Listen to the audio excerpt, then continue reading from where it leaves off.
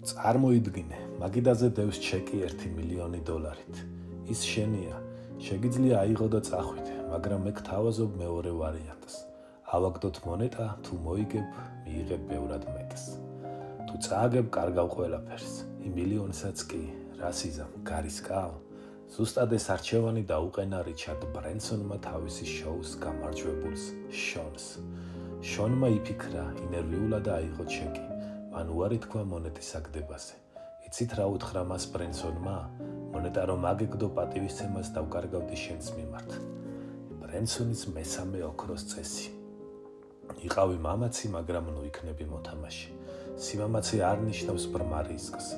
როცა ბრენსონმა ვირჯინ ატლანტი გახსნა და ბეონგის შეძენა გადაწყვიტა, მან იცოდა რომ ეს სიგიჟე იყო. მაგრამ მან ჩადო პუნქტი.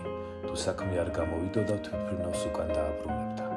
მან გარისკა, მაგრამ დაიბევა უკან დასახევი გზა. შეაფასე რისკი და გარისკე.